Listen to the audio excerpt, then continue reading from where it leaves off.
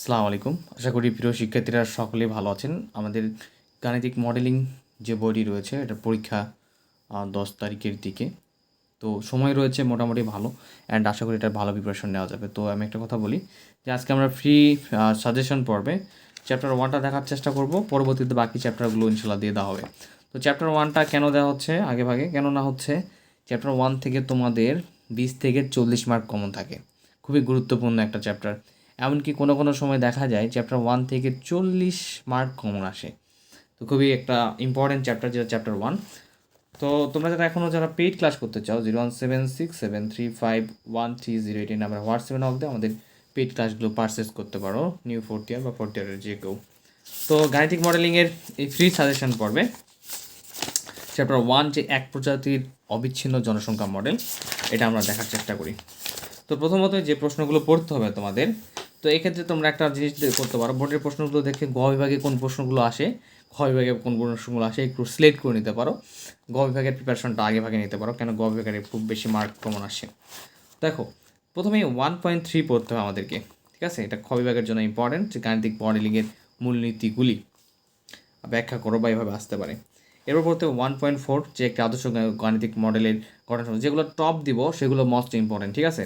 এইটা most important. এরপরে সূচক বৃদ্ধি বা অবিচ্ছিন্ন বৃদ্ধি মডেল বা ম্যালথাসের মডেল, তো এটা যতটুকু গুরুত্বপূর্ণ তার থেকে বেশি গুরুত্বপূর্ণ এই দুইটা থেকে যে কোনো একটা প্রশ্ন আসবে। তো এরকম হতে পারে গ বিভাগে একটা প্রশ্নের সাথে দিয়ে দিচ্ছে যে একটা আদর্শ গাণিতিক মডেলের গঠনের ধাপসমূহ করা, এরপর একসাথে প্রশ্ন দিচ্ছে, বা খ বিভাগে আসতে পারে।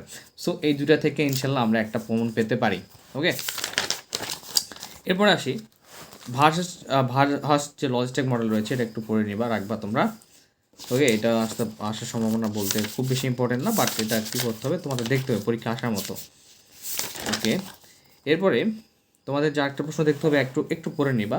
আমি যেগুলো দেখতে হবে সবই দেখাবো, বাট তোমাদের যেগুলো যে প্রশ্নগুলো বেশি গুরুত্বপূর্ণ সেগুলো বলে দেবো। যেমন 1.12 এটা তোমাদের একটু দেখতে হবে, ঠিক আছে?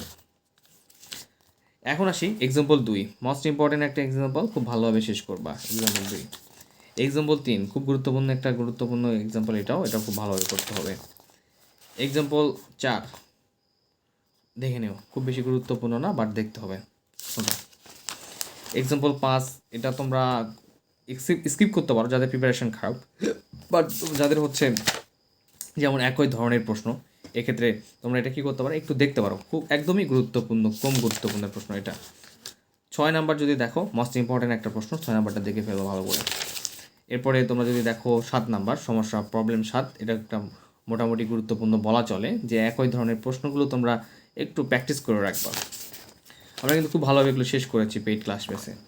8 নাম্বার মোস্ট ইম্পর্ট্যান্ট, যে পরীক্ষায় একদমই আসার মতো, যে পরীক্ষার প্রশ্ন হাতে পাওয়ার পর দেখতে পারো এরকম যে প্রশ্নটি চলে আসে, এটা কি একটা মোস্ট টপ প্রশ্ন, এটাকে আমি 100% দিলাম, যে পরীক্ষার প্রশ্ন খুলে দেখা যাবে যে প্রশ্নটি চলে এসেছে, এরকম হওয়ার সম্ভাবনা খুব বেশি। সেটা তোমরা খুব ভালোভাবে করবা, কেন এটা 10 মার্ক পাওয়ার একদমই একটা।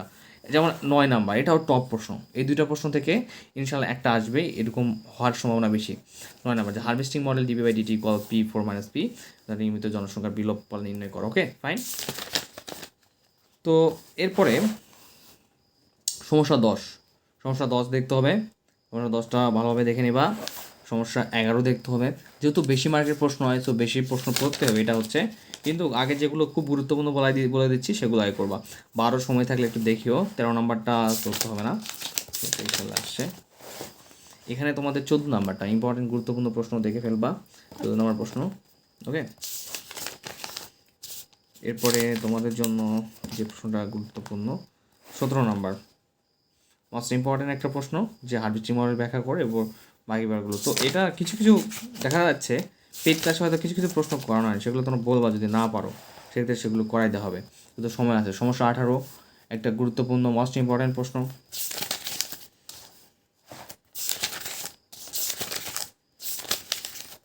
সমস্যা 22 দেখতে হবে। সমস্যা 24 মোস্ট ইম্পর্টেন্ট, খুব বেশি গুরুত্বপূর্ণ। তো এই ছিল আমাদের চ্যাপ্টার 1 থেকে প্রস্তুতি পর্ব। এবং এর একটা মজার ব্যাপার তোমাদের যদি আমি দেখাই, যে চ্যাপ্টার 1 থেকে আসলেই কত মার্কের প্রশ্ন প্রতি বছর মোটামুটি হয়ে থাকে। যেমন হচ্ছে অনেক সময় সর্বনিম্ন মার্কসের প্রশ্ন হয়ে থাকে, যেমন 23 সালে হয়েছে, দেখো চ্যাপ্টার 1 থেকে 10 মার্ক। এখানে চ্যাপ্টার 1 থেকে 1টা 2টা 3টা 4টা 4 কত 16 মার্ক, 16 আর 10 26 মার্কের, দেখছো 26। এখানে আবার হচ্ছে চ্যাপ্টার 1 থেকে আছে 4টা কবে 26 30 মার্ক। তার মানে অ্যাভারেজ তুমি 30 মার্ক কোন পাবা, মিস নাই।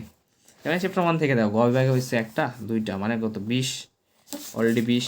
খ বিভাগে 1টা 2টা 3টা 4টা 5টা 6টা, বাপরে বাপ। এখানে 20 20 অলরেডি 40 41 42 43, মানে তোমার এটা লাকি চ্যাপ্টার একটা। তো প্রতিটা ইয়ারেই প্রতিটা সালেই এরকম। তো আমাদের চ্যাপ্টার 1টাকে খুব ভালোভাবে পড়তে হবে ইনশাল্লাহ। আমরা চ্যাপ্টার 1টাকে ভালোভাবে পড়ে এই চ্যাপ্টার 1 থেকে পাস মার্ক কনফার্ম করবো। তো আই হোপ যে সাজেশনটা কেমন লাগলো অ্যান্ড তোমাদের প্রস্তুতি কেমন চলছে, পরবর্তী চ্যাপ্টারের সাজেশনগুলো দেবো কিনা সেগুলো কমেন্ট করে ফেলতে পারো। আর যারা পেইড বেস স্টুডেন্ট খুব ভালোভাবে প্রিপারেশন নাও, ফ্রি বেস স্টুডেন্টরা খুব ভালোভাবে প্রিপারেশন নিতে থাকো। ধন্যবাদ সবাইকে। অ্যান্ড কে কোন কলেজ থেকে ভিডিওটা দেখলে সেটা কমেন্ট করতে পারো, নেক্সট সাজেশন দিতে হবে তাহলে।